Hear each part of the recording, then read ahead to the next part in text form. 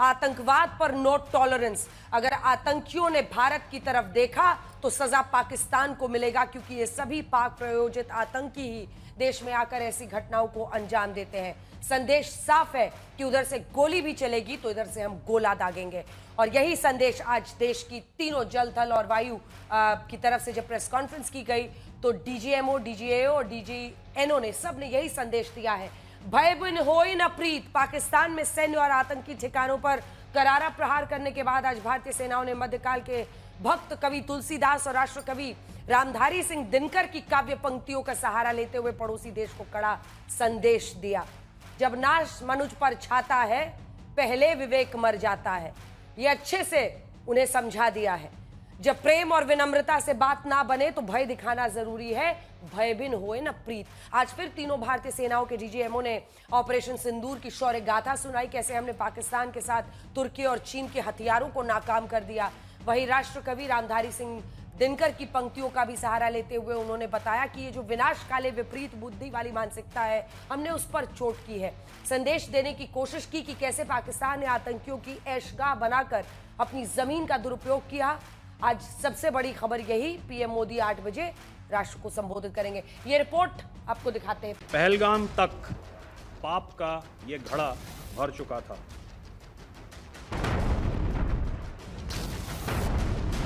बोले राम सकोप तब, भय बिन होई न प्रीत।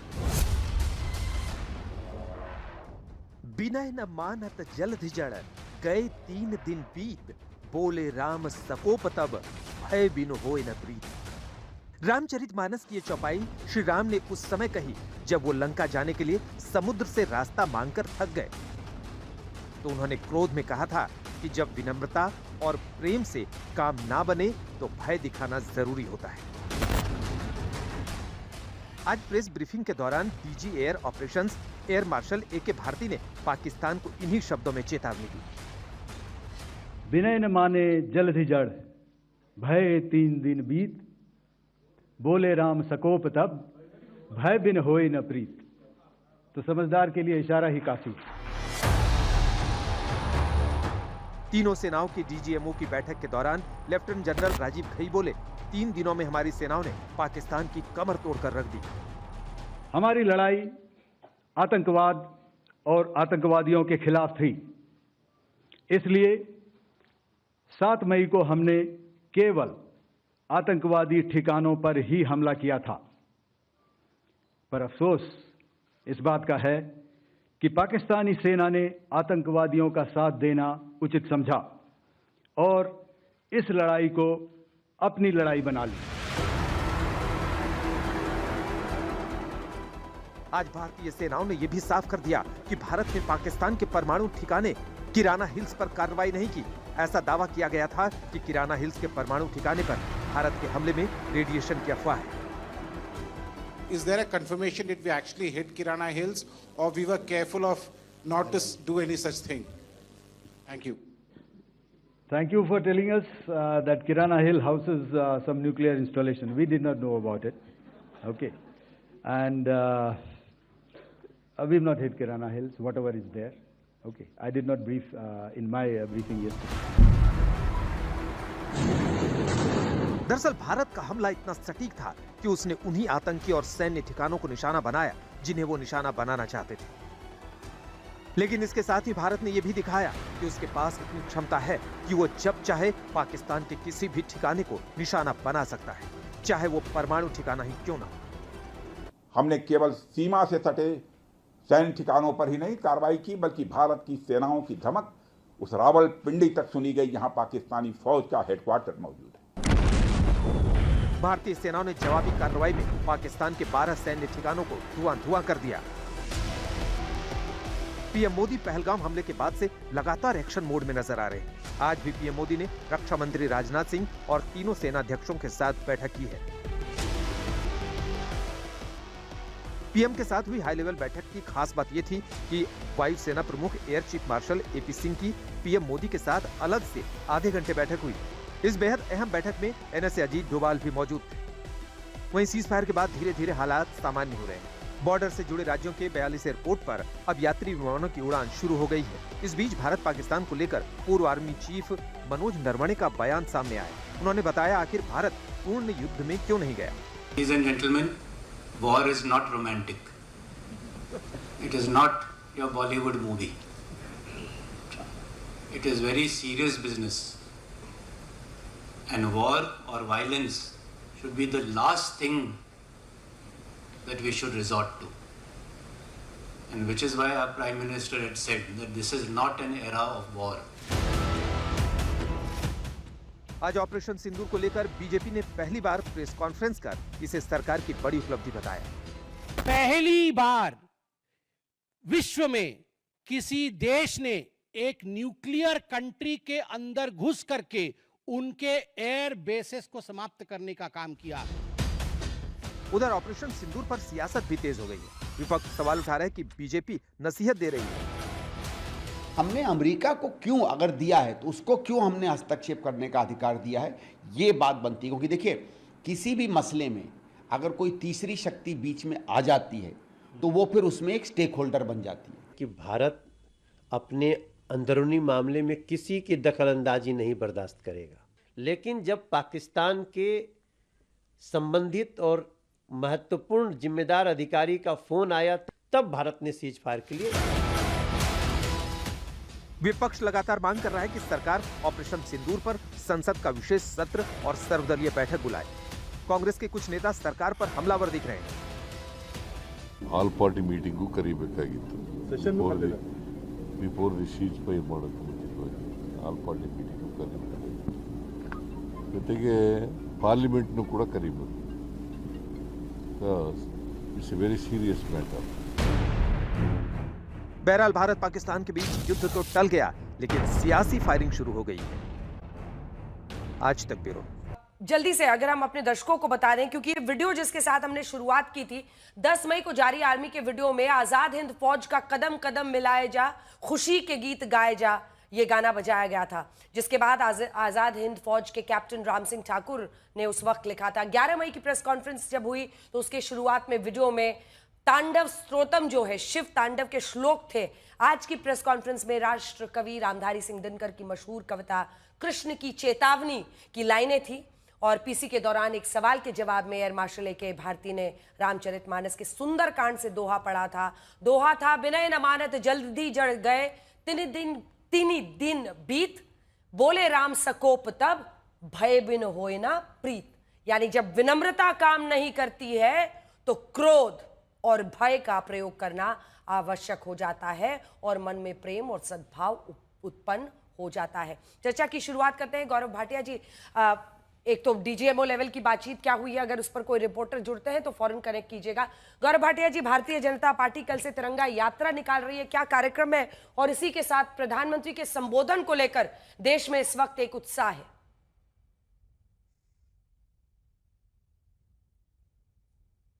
अंजना जी, आपने बिल्कुल सही कहा। पूरा देश इंतजार कर रहा है, प्रधानमंत्री जी देश को संबोधित करेंगे।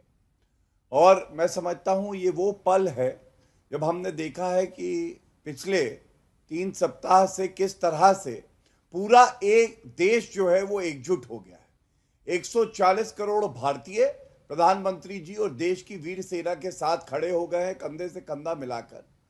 दूसरी जो बड़ी बात है, हमारी सेना पूरे विश्व में सबसे वीर है, जिसका डंका पूरे विश्व में बजता है, ये पता चल गया है। और अगर हम देखें इतने कम समय में किस तरह से भारत ने क्या पाया है, हमने कहा आतंकवाद का मूल विनाश करेंगे, नेस्त नाबूद करेंगे, और जीरो टॉलरेंस फॉर टेरर की हमारी एक नीति है। उस पे केवल हमने बोला नहीं, उस पे हम चले हैं। और हमारी सेना ने किस तरह से 9 जो टेररिस्ट लॉन्च पैड थे पाकिस्तान के अंदर और पीओ के अंदर, उसको नष्ट किया। दूसरा, 11 एयर बेसेस जो है ये नष्ट किए गए हैं, ये क्षतिग्रस्त हुए हैं। ये क्या दिखाता है कि अगर हम कहते हैं तो करते हैं। अब वो जमाना गया कि जब हम आपको डॉजियर देंगे या बताएंगे। अब भारत, अगर आप बुरी नजर से देखेंगे तो पूर्ण तरीके से ताकत लगा के आपसे बदला भी लेगा और आपको बताएगा कि आपकी हैसियत क्या है। तीसरी बड़ी बात जो मैं समझता हूं बहुत आवश्यक है, देखिए इस वक्त देश में सभी राजनीतिक दल भी सरकार के साथ खड़े हैं और मैं उनका भी शुक्रिया अदा करना चाहूंगा कि उन्होंने समझा कि कुछ ऐसी स्थितियां होती हैं जो राजनीति से ऊपर होती हैं और ये जो अभी चल रहा है इसमें राजनीति नहीं होनी चाहिए। जब हमने पाकिस्तान के 100 आतंकवादी ढेर कर दिए हैं, अब एक बड़ी बात और मैं कहता हूं, देखिए जो भारत ने संदेश दिया है, हमारी जो नीति है, एवरी एक्ट ऑफ टेरर ये एक्ट ऑफ वॉर माना जाएगा। अगर आप आतंकवाद को बढ़ावा देंगे तो इसको हम मानेंगे, ये आप युद्ध कर रहे हैं भारत से। ये एक बहुत मजबूत संदेश हमने पाकिस्तान को दिया है और पूरे विश्व को दिया है और ये इसलिए संभव हुआ है क्योंकि हमारे पास एक दृढ़ इच्छा शक्ति है, मजबूत नेतृत्व है मोदी जी का और साथ में हमारी वीर सेना है जो समय समय पे ब्रीफिंग करके सभी देशवासियों को बता रही है कि क्या ठोस कदम उठाए जा रहे हैं। अभय जी, ऑपरेशन के पहले आप लोगों ने कहा था कि सरकार जो भी करे, रावलपिंडी बहावलपुर घुसकर मारे, हम सरकार के साथ हैं। क्या ऑपरेशन सिंदूर के बाद भी आप सरकार के साथ हैं? स्वाभाविक रूप से हम सेना के साथ हैं, भारत की सरकार के साथ थे, हैं और रहेंगे। और देश के लोगों ने जो हमें दायित्व दिया है वो सवाल भी हमारी नैतिक जिम्मेदारी की हम पूछें। और मैं मानता हूं कि जो सरकार सवालों से और आलोचना से डरती हो वो आतंकवाद से नहीं लड़ सकती। सवाल नंबर 1, मैं ये पूछना चाहता हूं मेरे देश के प्रधानमंत्री से विनम्रता पूर्वक कि बिहार की राजनीतिक रैली में जब आपने उद्घोष किया था सबक सिखाने का, से लेकर जब आप आज रात को 8 बजे संबोधित करेंगे प्रधानमंत्री जी, तो ये जो सीज फायर हुआ है इसके कुछ कंटूर्स हैं देश के पास? ये सीज फायर का कोई एग्रीमेंट है प्रधानमंत्री जी? किस बुनियाद पर यह सीज फायर का अनुबंध हुआ है? उसकी बुनियाद यह है प्रधानमंत्री, अमेरिका के राष्ट्रपति जी का एक ट्वीट फॉल्स इक्विवेलेंस पर। क्या लिखते हैं वो? मुझे भारत और पाकिस्तान के मजबूत और अडिग नेतृत्व पर गर्व है कि उन्होंने समझदारी, बुद्धिमत्ता और साहस दिखाते हुए निर्णय लिया। प्रधानमंत्री जी, मतलब जो आतंकवाद का शिकार देश है और जो आतंकवाद की शरण स्थली है, उनको एक तराजू में तोल दिया और उसकी बुनियाद पर सीज फायर का अनाउंसमेंट कर दिया। 3 दिन में हमने वो क्या अचीव, हमारी सेना को आपने कहा, मुझे बहुत उम्मीदें बंधी थी, आपने कहा कि सेना को खुली छूट दिए, तो मुझे लगा था कि जब हम सीज फायर अंततः करेंगे, क्योंकि युद्ध समाधान नहीं है, लेकिन जब हम ये शंखनाद करेंगे कि सीज फायर हुआ है, तब ये शर्तें उसमें निहित होगी कि पाकिस्तान कहेगा कि हम टेरर की एक्टिविटी जो हमारी भूमि पर से संचालित होती है उसके सारे इंफ्रास्ट्रक्चर को हम नेस्तनाबूद कर देंगे।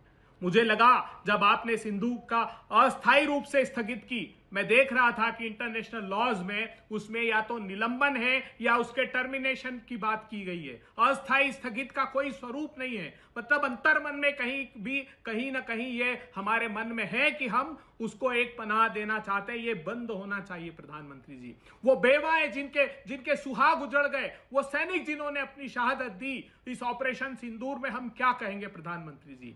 हम उनकी लाज को बचा सकते थे, उनकी दृढ़ इच्छा शक्ति के साथ उनको ये कह सकते थे कि हमने, और हम अपरहेंट थे जब हमारी सेना ने जो कार्रवाई की। मैं सहमत हूं गौरव भाटिया जी की बात से कि हमने उनके एयर बेसेस को डिस्ट्रॉय किया, हमने उनकी रक्षा प्रणाली को कमजोर कर दिया, उनको घुटनों पे ला देते। लेकिन उसके पहले ही अमेरिका ने, और एक और निर्णय है, मुझे लगता है 8 बजे आप इस पर बोलेंगे, उसमें डोनाल्ड ट्रंप साहब ये कह रहे हैं कि जो हजारों सालों से कश्मीर का झगड़ा चल रहा है, मैं उसका भी नहीं, ट्रंप साहब कोई झगड़ा नहीं, कश्मीर हमारा है, था और रहेगा। और 1994 में सारे राजनीतिक दलों ने पार्लियामेंट में इस बात की को पूरी जिम्मेदारी से कहा था कि हम उस हिस्से को वापस लेंगे, और आज वो वक्त था कि हम वापस ले। आखिरी बात कहना चाहता हूं, एक सुझाव और देना चाहता हूं मेरे प्रधानमंत्री जी को और देश को। देखिए, अगर आप कंटेनमेंट पॉलिसी पढ़ेंगे अमेरिका की 1947, वो रशिया के प्रसार को रोकना चाहता था। चाहे वो कैनन का प्लान हो, चाहे वो मार्शन का प्लान हो, चाहे वो ट्रूडो की डॉक्ट्रिन हो, उन्होंने 1947 से लेकर 1991 तक रशिया को हिस्से कर दिए उस कंटेनमेंट पॉलिसी के आधार पर। रशिया जब टूटा, जब वो अंदर से कमजोर हुआ, कोई बाहर की ताकत नहीं तोड़ सकती थी। इस कंटेनमेंट पॉलिसी को चाइना ने बहुत अध्ययन किया है और वो हम पर लागू कर रहा है। हमारे यहाँ देखेंगे आप, अफगानिस्तान और नेपाल के साथ ट्रांस हिमालयन प्रोजेक्ट को उसने साइन किया है, भूटान के साथ 3 स्टेप एग्रीमेंट उसने किया है, श्रीलंका में हम्बन टोटा का अनुबंध किया है, पीओके में वो इकोनॉमिक कॉरिडोर बना रहा है। हाँ। लेकिन फिर भी हमें तोड़ नहीं सकता। हम जब टूटेंगे, जब हमारा सांप्रदायिक सद्भाव टूटेगा प्रधानमंत्री जी, हम जब टूटेंगे, जब हमारा फेडरल स्ट्रक्चर कमजोर होगा। आप पढ़िए, गंभीरता से अध्ययन कीजिए, रशिया का फेडरल स्ट्रक्चर कमजोर हुआ, उस अंदर उसके सांप्रदायवाद और जातिवाद आया, तब वो टूटा। हमको एक रहना है, हम दृढ़ता से आपके साथ हैं, मगर ये प्रश्न प्रासंगिक है जिनके जवाब देश चाहता है। और मैं उम्मीद आप जनरल मेस्टर्न क्या सुनना चाहते हैं संक्षिप्त में, अगर आप तीनों भी ये बात रखें, क्योंकि आज प्रधानमंत्री देश को संबोधित कर रहे हैं और अभी से क्या किया, कितना किया, नहीं किया, कहां किया, क्यों रुके, बहुत सारे प्रश्न उठ रहे हैं। आप क्या सुनना चाहेंगे आज और क्या जानना चाहेंगे जब पीएम बोलेंगे, या आपके मन में इस वक्त क्या है जब आपने तीनों डीजीएमओस की बातचीत को सुना है? और देखिए, प्राइम मिनिस्टर रंजना सबसे पहले तो ये बताएंगे कि हमारा पॉलिटिकल ऑब्जेक्टिव या मिलिट्री ऑब्जेक्टिव क्या था, और वो साफ था जो उन्होंने बोला था कि टेररिज्म का खात्मा करना है और जो इसके परपिट्रेटर्स हैं उनको भी सजा देना। हाँ। क्या हमने फिर वो ये बताएंगे क्या हमने ये पहली बात कैसे किया है कि हमने पूरी डिप्लोमेसी जो पॉलिटिकल हमने स्टेटमेंट्स दिए, डिप्लोमेटिकली पाकिस्तान को आइसोलेट किया, कई वर्ल्ड लीडर्स ने भारत का सपोर्ट दिया, फिर इंडस वाटर ट्रीटी के बारे में, उसके बाद ये जो इकोनॉमिक हमने सैंक्शंस लगाए हैं पाकिस्तान के खिलाफ, और फिर जो हमारा काइनेटिक मिलिट्री एक्शन है उसके बारे में बताया जाएगा। और साथ ही साथ ये भी बोला जाएगा कि भारतीय सेना ने क्या अचीव किया, क्योंकि लोग अब जानना चाहते हैं कि ये जो हमारा स्टेटेड ऑब्जेक्टिव था क्या वो हासिल हुआ है। वो पहले तो ये बताएंगे कि हमारा लड़ाई सिर्फ टेररिज्म के खिलाफ थी और हमने इनके जो 9 कैंप्स बर्बाद किए हैं उसके बारे में बताएंगे, और उसमें बड़े हाई वैल्यू टारगेट्स बर्बाद किए हैं, और साथ ही उसमें तकरीबन 100 टेररिस्ट मारे हैं, जिसमें 5 तो मुख्य थे जो हाई वैल्यू टारगेट थे। बिल्कुल। सबसे बड़ी बात इसमें यह भी बताया जाएगा, 1971 के बाद पहली बार भारतीय सेना ने पाकिस्तान पंजाब में घुस के उनको मारा है, और जो मुरीदके का कैंप है और साथ में ये भावलपुर एलईटी का और जैशे का कैंप, उसको किस प्रकार हमने डिस्ट्रॉय किया है, वो सबसे बड़ी मैसेजिंग थी। और वो मैसेजिंग थी पाकिस्तान के ये जो टेररिज्म के परपिट्रेटर जो पाकिस्तान आर्मी है, पाकिस्तान आर्मी ने वर्ल्ड को सबसे बड़ा सबूत दे दिया है कि वो टेररिस्ट के साथ खड़ी है, क्योंकि वो उसके जनाजे में आए और उसके बाद वो टॉलरेट नहीं कर सकते थे कि ये पंजाब पे हमला हुआ है और टेररिस्ट पे हमला हुआ है, तो पाकिस्तान ने काउंटर रिएक्शन किया। तो ये एक सबसे बड़ी चीज हुई है पाकिस्तान और वो हमने अचीव किया। और देखिए ना, मतलब जो लोग इसको अंडरमाइन करना चाह रहे हैं, इसकी गंभीरता को नहीं समझ रहे हैं। हम पहले इन्हीं स्टूडियोज में बैठ के चर्चा करते थे कि भारत के पास क्या ऑप्शंस है, क्या हम बहावलपुर मुरीद के टारगेट करेंगे, क्या हम रावलपिंडी तक अटैक कर सकते हैं, वो हुआ है। और अगर मतलब आप सोचिए कि अब्दुल अजहर को, रऊफ अजहर को मारने पर अगर अमेरिका भी धन्यवाद कर रहा है, क्यों? क्योंकि डैनियल पर्ल की इतनी बर्बर हत्या इसी आतंकी ने की थी। मतलब हमने इतने बड़े बड़े, जैसा आपने कहा, हाई वैल्यू टेररिस्ट को मारा है, 9 आतंकी ठिकाने, 11 मिलिट्री जगहों पर, और हमने 100 से ज्यादा आतंकियों को मार गिराया है। यही तो लक्ष्य था ना दयाल साहब? देखिए अंजना जी, प्रधानमंत्री बहुत आर्टिकुलेट स्पीकर हैं और ऐसी बात करते हैं जो जनता को और हर किसी को दिल जीत लेती है। तो मेरा मानना है कि आज प्रधानमंत्री पहले अपनी बहादुर सेना को इस कृतज्ञ भारत का नमन करेंगे, उन सपूतों को नमन करेंगे जिन्होंने इस भारत की रक्षा के लिए ये कार्रवाई की है। सबसे पहले मेरे ख्याल में वो भारतीय सेना को करेंगे, फिर वो इस भारतवर्ष की जनता को आश्वासन देंगे कि बिल्कुल निश्चिंत रहो, भारत पर अगर कभी किसी ने आंख उठाई तो उसकी बहुत दुर्दशा की जाएगी। भारत सेफ है, सिक्योर है, और भारतवासियों अपना काम करो, मौज लो, कोई चिंता की बात नहीं है। तीसरा मैसेज देंगे वो पाकिस्तान को कि देखो, एक बार फिर हमने उदारता की है, हम चाहते तो आपको अब इस फंदे से नहीं निकलने देते और आपको फांसी पे लटका सकते थे।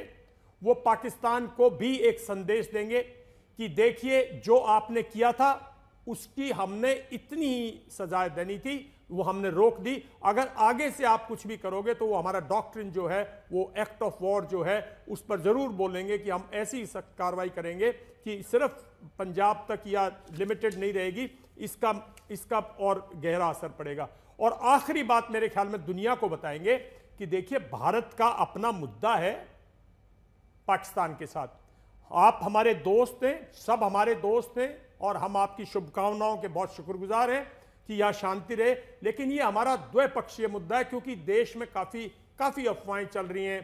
कोई कह रहा है इसका पूरा का पूरा ट्रूस जो है ट्रंप ने करा दिया, कोई कह रहा है चाइनीज के प्रेशर थे, कोई हर किस्म के लोग हैं, हर किस्म की दुनिया, बाजार गर्म है और दुनिया अपनी बातें करे। मैं समझता हूं वो इस समय देशवासियों को, इंटरनेशनल कम्युनिटी को एक मैसेज देंगे कि हमें सबका प्रेम, सबका आशीर्वाद, सबका सब ठीक है, लेकिन द्विपक्षीय है, ये बायलेटरल इशू है, इसमें किसी के दखलंदाजी की, मतलब मैं समझता हूं प्रधानमंत्री आज इस बात को स्पष्ट कर देंगे।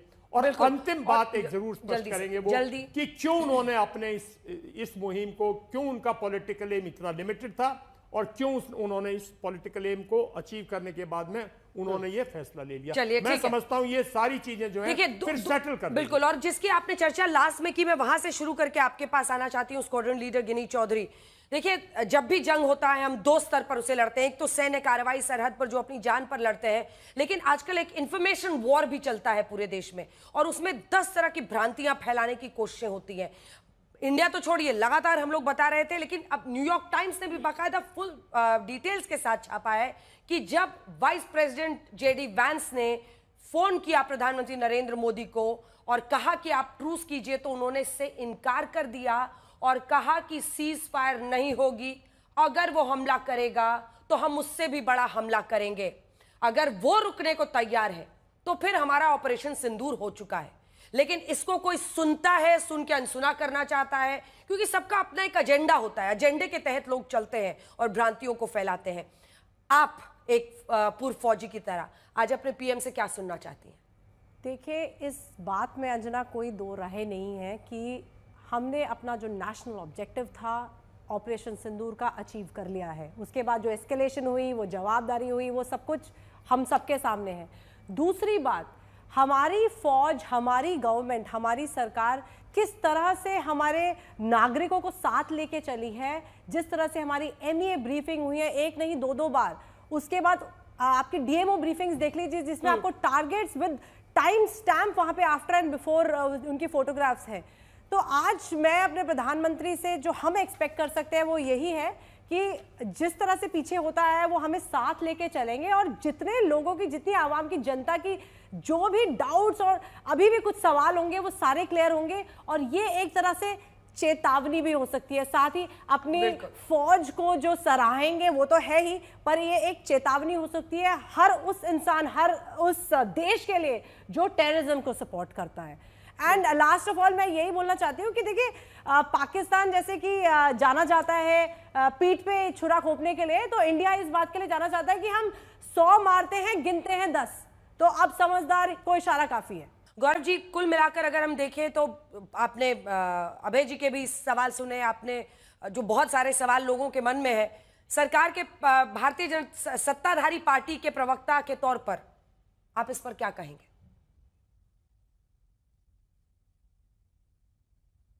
अंजना जी, जैसा मैंने पहले कहा, ये समय वो समय है जो बहुत ही संवेदनशील भी है और जिम्मेदारी का भी समय। एकजुटता आज समय की मांग है भारत के लिए। और मुझे थोड़ा सा दुख हुआ जब कांग्रेस के प्रवक्ता को मैंने सुना, ऐसा लगा जैसे उन्होंने अपनी पार्टी का CWC रेजोल्यूशन नहीं पढ़ा है और वो यहाँ पे ऐसे अटपटे सवाल करने लगे। क्या उनको ये नहीं पता जो आज प्रेस वार्ता करी है कि अभी ये ऑन गोइंग ऑपरेशन है? ऑन गोइंग ऑपरेशन में कह रहे थे कि आप बताइए कि ये जो सीज फायर था इसके कॉन्टोर्स क्या हैं।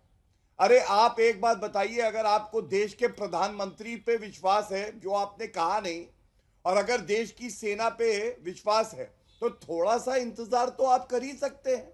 मैं बड़ी जिम्मेदारी से एक बात कह दूं, अंजना जी ध्यान दीजिएगा, ये लोग कह रहे हैं अमेरिका ने समझौता कराया है, अमेरिका के दबाव में किया है। अरे एक बात जान लीजिए, ये जो मसला है ये द्विपक्षीय है और रहेगा। किसी के दबाव में ना भारत आता है ना नरेंद्र मोदी जी आते हैं। S-400 जो सुदर्शन चक्र बना है हमारी सेना के लिए, अंजना जी आपको मालूम है अमेरिका ने दबाव बनाया था भारत पे, इसको मत लो। S-400 लिया गया। ये नरेंद्र मोदी जी हैं, ये किसी के दबाव में नहीं आएंगे, ये वही करेंगे जो देश हित में होगा। अब दो बड़ी बातें मैं कहता हूं अंजना जी, क्यों ऐतिहासिक है पिछले 7 से 10 दिन? इसलिए ऐतिहासिक है, एक परमाणु देश है जो परमाणु हथियारों से लैस है, उसके अंदर घुस के जो ठिकाने हैं उनको ठोका गया है, नष्ट किया गया है। ऐसा इतिहास में कभी नहीं हुआ है। आप मुझे बताइए, जब हर भारतीय गौरवान्वित महसूस कर रहा है तो क्यों कांग्रेस पार्टी ऐसा चरित्र दिखाना चाहती है जिससे कि पाकिस्तान में उनके नेताओं के वीडियो चलें, रॉबर्ट वाड्रा हिंदू मुस्लिम करें, अजय राय उस रफेल एयरप्लेन का मजाक उड़ा रहे थे जिस रफेल ने दिखाया कि उसकी क्षमता कितनी है और पाकिस्तान थर-थर कांपा। और इससे पहले मैं और बता दूं, कांग्रेस का वो ट्वीट याद करिए, प्रधानमंत्री जी का सर तन से जुदा कर दिया था। आज ये अवसर नहीं है कि राजनीति करी जाए। और जुगुलर वेन की बात हुई, अंजना जी याद करिए, जो पाकिस्तानी जनरल है असीम मुनीर, वो क्या कह रहे थे? वो कह रहे थे कश्मीर जुगुलर वेन है उनकी। अरे पाकिस्तान की असली जुगुलर वेन तो पंजाब था। पंजाब में घुस के ठोका हमारी वायुसेना ने।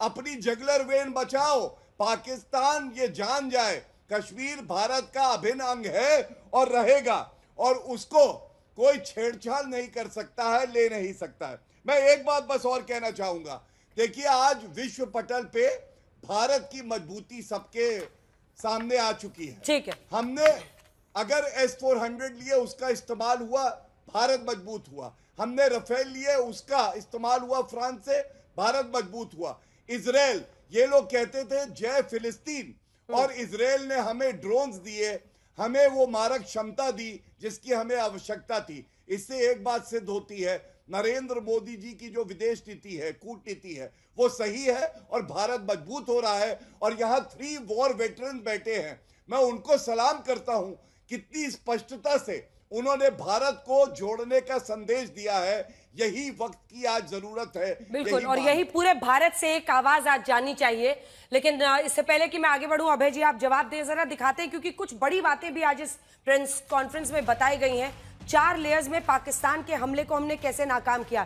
देखिए कुछ बड़ी बातें जिसकी अनदेखी अक्सर हम लोग इस भीड़ में इंफॉर्मेशन के कर जाते हैं। आप ये नोटिस कीजिए कि हमारा एयर डिफेंस सिस्टम उनके तमाम हमलों को नाकाम करता है और उनका एयर डिफेंस सिस्टम पूरी तरह से नाकाम साबित हुआ। रावलपिंडी, और अगर सगरोटा उन्होंने बोला ना, जैसा कि DGAO ने, कि वहां पर सगरोटा, यानी आप देखिए उस पूरे इलाके में रावलपिंडी, इस्लामाबाद, वहां तक जाकर हम हमले करते रहे, उनका एयर डिफेंस सिस्टम पूरी तरह से नाकाम हुआ। हम आपको दिखाते हैं 4 लेयर्स में पाक के हमले को हमने कैसे नाकाम किया है। जो पहली लेयर थी वो काउंटर ड्रोन और मिसाइल सिस्टम की थी, मैन पैड्स भी कहा जाता है, वो थे, उसके बारे में मैं पूछूंगी आपसे। दूसरी लेयर कम दूरी सतह से हवा में मारने वाली मिसाइलें थी। तीसरी लेयर मध्यम दूरी सतह से हवा में मारने वाली मिसाइल, और लंबी दूरी वाली चौथी लेयर में थे। पाकिस्तानी हमले को हमने जो नाकाम किया है उसमें अब हम आपको दिखा देते हैं कि हमारे पास कौन कौन से जो उनके पास मिसाइलें थी। चीनी PL-15 मिसाइल दिखा दीजिए एक बार। ये चारों लेयर्स हमने आपको बता दिए हैं, पहले लेयर में, दूसरे में, तीसरे में और चौथे में लंबी दूरी का। पहले वाले में कम दूरी का, दूसरी में, उसके बाद से तीसरी में मध्यम दूरी और चौथी में लंबी दूरी का। ये बाकायदा प्रेस कॉन्फ्रेंस में बताया गया था। अब अगला दिखा देते हैं, पाकिस्तानी हमले को जो हमने नाकाम किया है तो उनके पास क्या क्या हथियार थे जिसको हमने नाकाम किया है। सबसे पहले आप देख रहे हैं चीनी PL-15 मिसाइल। देखिए चीनी माल कैसे उनके लिए बहुत बेकार साबित हुआ। तुर्की का यह जो उनका ड्रोन है, तुर्की का ही सोंगर ड्रोन्स, ये सब नाकाम हुए। ये सब हमारे एयर डिफेंस सिस्टम ने, मतलब जिसको कहते हैं 100% एक्यूरेसी के साथ ड्रोन लेजर गन जो उन्होंने भेजे थे वो सब नाकाम रहे। जो लॉइटरिंग म्यूनिशन था उनका, जितने ही इस तरह के अनमैन्ड जो म्यूनिशन था, लॉइटरिंग म्यूनिशन जिसे कहा जाता है क्योंकि वो ऐसे हवा में तैरता है और फिर कहीं पर अटैक करता है, HQ-9 डिफेंस सिस्टम उसका हमने नाकाम कर दिया, हमने उसका एवैक सिस्टम नाकाम किया है, आकाश तीर। और अब हम भारत की तरफ से आपको बताते हैं कि हमारे कौन कौन से हथियार थे जो सटीक तरीके से काम करने में कामयाब रहे। Israeli spider missile, S-125 पिचोरा, L-70 guns जिसने एयर डिफेंस से बेहतरीन काम किया है, ZSU-23mm ये भी हमारे एयर डिफेंस में काम किया, शिल्का, CUAS। तो हमारा डिफेंस जिस तरह की कामयाबी हासिल करने में कामयाब रहा है, मतलब जिसको कहते हैं बहुत ही अद्वितीय उनका परफॉर्मेंस रही है, वैसे ही उनका पूरी तरह से वैसे ही फेल हुआ है, जिसको कहते हैं मतलब फुस साबित हुआ है। तभी आप सोचिए कि सगरोटा तक, रावलपिंडी तक, पंजाब में, मुरीद के बहावलपुर, हर जगह जहां हमने चाहा वहां हमला किया, वो कुछ नहीं कर पाए। तो ये तो उनकी सूरत रही। जल्दी से एक कमेंट इस पर आपसे गिनी जी शुरू करते हुए, ये जो मतलब their air defence system versus our air defence system, मतलब ये तो सबसे बड़ा प्रमाण मिल गया इसमें कि मतलब वो इतनी बुरी तरह से फेल हुए। जो उन्होंने चीनी माल, तुर्की माल लगाया था, सब फ्लॉप हुआ।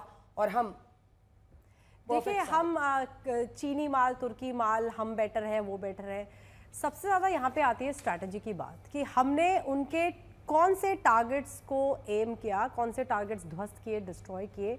जैसे कि आप देख सकते हैं उनका मैं कल ही ब्रीफिंग में जो पिक्चर्स शेयर हुई थी, चित्र शेयर हुए थे, उसमें कि हमने कौन कौन से टारगेट्स लिए थे, तो आप देखें उसमें इनका लॉन्ग रेंज सर्वेलेंस रडार जो हमने डिस्ट्रॉय किया था, तो हमने उनके सिस्टम्स को बेसिकली पैरालाइज किया है कि वो आगे वो यूज़ ही ना कर पाए, जिस मकसद से वो आए हैं वो यूज़ ही ना कर पाए। सो दैट वाज, मैं बोल सकती हूँ, बहुत ही अच्छे से हम लोगों ने अपने उनके टारगेट्स सेलेक्ट किए, जिस वजह से हमने यहाँ पे आज जीत। और युद्ध नीति में जनरल यही तरीका होता है ना कि आप जो उसके मतलब सिस्टम्स हैं उसको आप पैरालाइज करें जिससे वो अटैक कर सकता है आगे। बिल्कुल। देखिए ऐसा है, ये अगर मैं इसको सरल शब्दों में बोल दूं, एक कोई भी फौज दो उसके वो होते हैं कि एक ऑफेंसिव होती है और एक डिफेंसिव, दोनों काम करना पड़ता है एक फौज को। पाकिस्तान की ऑफेंसिव पहले देखते हैं। ये जितने भी इन्होंने आपने ये मिसाइल्स और ड्रोन दिखाए, सबको हमने नकारा कर दिया। तो पाकिस्तान की जो ऑफेंसिव कैपेबिलिटी थी उसको हमने बर्बाद कर दिया। अब चलते हैं पाकिस्तान की डिफेंसिव कैपेबिलिटी। हमने जाके उनके सब सिस्टम्स को अटैक किया है, हमने उसको भी प्रूव कर दिया विश्व में कि ये आपके चाहे चाइनीज HQ-9 वगैरह थे, आपकी डिफेंसिव कैपेबिलिटी भी हमने आपकी नकारा कर दी। तो कहने का मतलब है ये तो एक भारत के लिए बहुत विजय है कि अभी तक एरियल बैटल हुआ है, इसके अलावा ग्राउंड बैटल तो हुआ नहीं है, नेवी बैटल नहीं हुआ है। इसमें ही हमने एक विक्ट्री अचीव कर ली है, ऑफेंस और डिफेंस दोनों में। तो हमारा डिफेंस बहुत मजबूत था, जो integrated air command control system था, ये जो मल्टी लेड है जो बताया गया था, उसमें इनकी सारी ड्रोन्स और मिसाइल्स इंटरसेप्ट की गई। और जब हमने अटैक किया तो हमारी ऑफेंसिव कैपेबिलिटी इतनी बढ़िया थी कि घुस के पाकिस्तान पंजाब में मारा, पेशावर तक गए, इनके नूर खान एयरबेस पे गए जो इनके GHQ के पास था। इसका मतलब, और वहाँ पर बिल्डिंग्स डिस्ट्रॉय की है, हैंगर्स डिस्ट्रॉय किया, वो सबने देखा है। इसका मतलब कल हम मुनीर को भी टारगेट कर सकते हैं कि वो जहाँ पर भी हो। तो कहने का मतलब जो इजराइल करता था कि आपने चुन चुन के टॉप हाई वैल्यू टारगेट भरे, आज भारत में वो कैपेबिलिटी है। हमारी जो ये एयर वॉरफेयर में मैं बोलूं, वो तो हमने प्रूव कर दी है, दुनिया ने देख ली। जल्दी से समझाऊंगा आपके दर्शकों के लिए। देखिए, सबसे जरूरी चीज एयर डिफेंस में रडार होते हैं, छोटा रडार, बड़ा, ऐसे रडार कैपेबिलिटी, वो पिकअप करता है थ्रेट को। उसके बाद है उसकी किस वेपन को डिटेल किया जाए उसको डिस्ट्रॉय करने के लिए, उसके लिए कमांड कंट्रोल सेंटर है। बिल्कुल। और कमांड कंट्रोल सेंटर के बाद 4 लेयर जो डिफेंस है, हम बार बार बात कर रहे थे HQ-9 की। मैं पीछे से स्टार्ट करता हूं। HQ-9 सबसे बेस्ट सिस्टम उनका अंडर 20 किलोमीटर में, जो कि S-300 अमेरिका जो रशियन S-300 है, जो S-400 से पहले आई थी, उसको चाइनीज ने कॉपी करके, पुअर कॉपी है उसकी, और वो उसका कोई मतलब मीनिंग नहीं है। S-400 के सामने वो बिल्कुल नहीं है, मतलब 4 टाइम्स भी नहीं है। नकल के लिए भी अकल चाहिए होती है। और देखिए ना, हमारे तीनों जब कल BGM में पाकिस्तान को और भी कमजोर उसके बाद उन्होंने एक सकरी सी टेबल पर तीनों को ढकेल दिया, और मतलब जोकरई का पूरा एक थिएटर लग रहा था। ऐसे जो छोटे शहरों में हमारे जो कॉपी पेस्ट नहीं करते हैं, वैसी चीजें वो दिखा रहे थे। छोटे छोटे शहरों में छोटे छोटे स्टूडियोज होते हैं, अरे कहीं ढंग की जगह से सीख लेते कुछ, अगर कॉपी पेस्ट ही करना है। जो लोग नहीं समझ रहे, हमारी जो इलेक्ट्रॉनिक वॉरफेयर है उसने पहले इन रडार्स को सप्रेस किया है। और जो हमारी कैपेबिलिटी ऑफ हिटिंग है, उसने इन एयर डिफेंस के जो सिस्टम्स है ना, कमांड कंट्रोल सिस्टम, और जो ये HQ9 और HQ16 हमारे सर इतना ज्ञान मत दीजिए, उन्होंने सुन लिया फिर ऐसे ही कुछ मिला के वो ऐसे दाएं बाएं करना शुरू करते हैं टीवी पे। ज्ञान की बात जल्दी से वो इन कोई भी बात मत करो जिससे कि हमारे दुश्मन अभी चाइना है, मैं साफ बोलता हूं, हमारे बड़े दुश्मन बचे हुए हैं। और वही चाहता था कि हम एक पोस्ट ट्रम्प टैरिफ सिनेरियो में भारत जो आगे बढ़ रहा था, वो चाहता है कि भारत एक लॉन्ग वॉर में एंगेज हो, और वो चाहता है कि ये सब हो। लेकिन हमने जिस झूठ की बात की, जल्दी से अपने दर्शकों को दिखाते हैं, अभी तो लंबी कवरेज ये है, पीएम बोलने वाले हैं 8 बजे। एक बार फिर से सुन लो पाकिस्तान, झूठा पाकिस्तान आज तक के वीडियो से छेड़छाड़ करके गलत जानकारी देता है। हम आपको दिखाते हैं कि जब पाकिस्तान के थिएटर में कल तीन हाँ, आपके भी कई लोगों के सोशल मीडिया हैक कर रहा है, ठीक है सर बिल्कुल, जब ये थिएटर में बैठते हैं ना, तो कई तरह के ड्रामे रचते हैं, उनकी पोल हम खोल रहे हैं।